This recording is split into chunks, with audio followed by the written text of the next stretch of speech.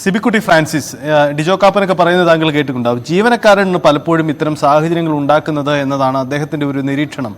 യഥാർത്ഥത്തിൽ നിങ്ങൾ KSEB ജീവനക്കാരാണോ യഥാർത്ഥത്തിൽ ഇത്തരത്തിൽ ഒരു പൊതുസേവകർ എന്ന തത്വം മറന്നുകൊണ്ട് ഇടപെടുന്നത്? അതാണോ ഈ സാഹചര്യങ്ങൾ ഉണ്ടാക്കുന്നത്? അല്ല, അദ്ദേഹം പറഞ്ഞത് ശരിയാണ്. പബ്ലിക് സർവൻസ് ആണ് ഞങ്ങൾ. ഞങ്ങളുടെ ഡ്യൂട്ടി ജനങ്ങളെ സേവിക്കുക എന്നുള്ളതാണ്. അതിനകത്ത് തർക്കമൊന്നുമില്ല. അദ്ദേഹം പറഞ്ഞ ഒരു കാര്യം ഞാൻ എതിർക്കുന്നു. ടിപ്പ് കൊടുക്കും കോട്ടലിൽ. ഇപ്പൊ ഇതുപോലെ ഇവിടെ ടിപ്പൊന്നും കൊടുക്കുന്നതിനെ ഞങ്ങൾ അംഗീകരിക്കുന്നവരല്ല. അങ്ങനെ ടിപ്പ് വാങ്ങിക്കുന്നവരും ഇല്ല. പിന്നെ ഞാൻ ചോദിച്ചോട്ടെ, 100 പേരിൽ ആരെങ്കിലും ഒരാൾ എന്തെങ്കിലും കാണിച്ച ഉടനെ മൊത്തത്തിൽ അടച്ചു കെട്ടി പറയുന്നത് ശരിയല്ലല്ലോ. ഇവിടെ സംഭവിച്ചത് ഇപ്പം ഓഫീസിൽ പോയി കോലാഹലം ഉണ്ടാക്കി അവിടെ ഒരു സിമ്പതി കിട്ടാൻ വേണ്ടി കാണിച്ചു എന്നൊക്കെ അദ്ദേഹം പറഞ്ഞു. എന്റെ സുഹൃത്താണ്. ഞാൻ ചോദിച്ചോട്ടെ, ഇവിടെ ഈ ഓഫീസിലേക്ക് അതിക്രമമായിട്ട് ചെന്ന് ഏതാണ്ട് 2-3 പേരെന്നാണ് ഞാൻ മനസ്സിലാക്കുന്നത്. ആ ഓഫീസിൽ ഏതാണ്ട് 35 പേരുണ്ട്.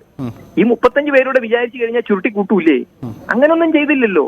ഇത് അവര് തന്നെ മേശയും കസേരയും തകർത്തുക. പിന്നെ ക്യാമറ എടുക്കട്ടെ, അതൊക്കെ എടുക്കണം. അതൊന്നും എടുക്കണ്ടെന്ന് ആരെങ്കിലും പറഞ്ഞിട്ടുണ്ടോ?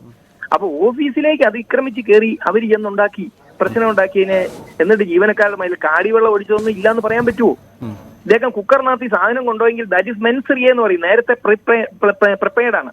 നമുക്ക് പെട്ടെന്ന് സെൽഫ് ഡിഫൻസ് പോലും ഞങ്ങൾക്ക് ഉപയോഗിക്കാൻ പറ്റുന്നില്ല. IPC പറയുന്ന സെൽഫ് ഡിഫൻസ് KSEBയിലെ ജീവനക്കാർക്ക് ഉപയോഗിക്കാൻ പറ്റുന്നില്ല. കാര്യം എന്താണെന്നറിയോ? ഞങ്ങൾക്ക് നിയമം ഉണ്ടെങ്കിൽ പോലും ഞങ്ങൾ ചില സർവീസ് ചട്ടങ്ങളുടെ പരിധിയില്ല. ഞങ്ങളെ ആക്രമിക്കാൻ വന്ന് ഞങ്ങൾ ഒരാളെ അടിച്ചാൽ പോലും അവരെ ഞങ്ങൾ അടിച്ചെന്ന് പറഞ്ഞിട്ട് എന്ത് പറ്റും? ഞങ്ങൾക്കെതിരെ കേസായി, സസ്പെൻഷനായി, അങ്ങനെ ഒത്തിരി വിഷയങ്ങളുണ്ട്. നേരെ മറിച്ച് ഞാൻ ചോദിച്ചോട്ടെ, നമ്മളിപ്പോ ഈ ചാനൽ കാണുന്ന കേബിളിലൂടെയാണ്. ഈ കേബിൾ കമ്പനിയിൽ ഓരോ മാസവും 1-ാം തീയതി അഡ്വാൻസാ പൈസ കൊടുക്കുന്നത്. അത് എന്നെ ഇപ്പൊ വിളിച്ചു. ആ പൈസ അടച്ചില്ലെങ്കിൽ 2 ദിവസം കഴിയുമ്പോൾ അവർ അവിടെ നിന്ന് തന്നെ അങ്ങ് കട്ടി. ഇവിടെ വരികയും വേണ്ട, ചീത്തയും വിളിക്കണ്ട, ഹോസ്റ്റലും കയറണമെന്നും അവർ അവിടെ നിന്ന് അങ്ങ് കട്ട് ചെയ്ത് കഴിഞ്ഞിട്ട് എന്തോടോ കട്ട് ചെയ്തെന്ന് ചോദിച്ചുകൊണ്ട് ഞാൻ 2 പേരും കൂട്ടി കേബിളിന്റെ ഓഫീസിൽ പോയാൽ, പ്രൈവറ്റ് കമ്പനിയാ, അവരെല്ലാം കൂടി ഇടിച്ചു കൂട്ടി തന്നെ ഒരു കൊട്ടയ്ക്കകത്താക്കി വീട്ടിൽ കൊണ്ടുപോയി വിടും. ഇല്ലയോ? സത്യമാണോ? അവരെ എന്ത് ചെയ്യാൻ പറ്റും? സസ്പെൻഡ് ചെയ്യാൻ പറ്റുമോ?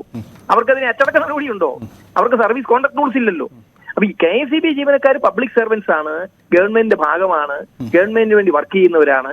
പക്ഷെ അവർക്കുള്ള പരിമിതികളുണ്ട്. ഇപ്പൊ ഈ 2% അവിടെ എഫിഷ്യൻസി 98% എങ്ങാണ്ട് ഈ ഓഫീസിൽ. കോഴിക്കോട് ജില്ലയിലെ 4 പ്രധാന ഓഫീസുകൾ ഒന്നാണ് എന്ന് പറഞ്ഞാൽ അവരെല്ലാരും കൃത്യമായിട്ട് പൈസ അടപ്പിക്കുന്നുണ്ട്. ഈ 2% ആൾക്കാരെ അടപ്പിച്ചില്ലെങ്കിൽ ഇവരെ മെമ്മോ കൊടുക്കും ഉന്നത ഉദ്യോഗസ്ഥര്. ഇത് അടയ്ക്കേണ്ടെന്ന് ഗവൺമെന്റ് പറഞ്ഞാൽ പോരെ? ജീവനക്കാർക്ക് എന്തോ വിഷയം?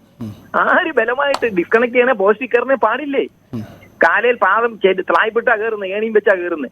അല്ലാതെ വല്ലോ ക്രെയിനും വല്ലോ സംവിധാനവും ആധുനിക സംവിധാനവും ഞങ്ങളുടെ സ്ഥാപനം കൊടുക്കുന്നുണ്ടോ? ഈ പറയുന്നതിനോടൊപ്പം തന്നെ ഈ സ്ഥാപനത്തിന്റെ മാനേജ്മെന്റിന്റെ നിലപാടുകളുണ്ടല്ലോ. ജീവനക്കാരെ നിയമിക്കുന്നുണ്ടോ? റീസ്ട്രക്ചറിംഗ് എന്ന് പറഞ്ഞ് പകുതി ജീവനക്കാരെ വെട്ടിക്കുറയ്ക്കാൻ പോവുക.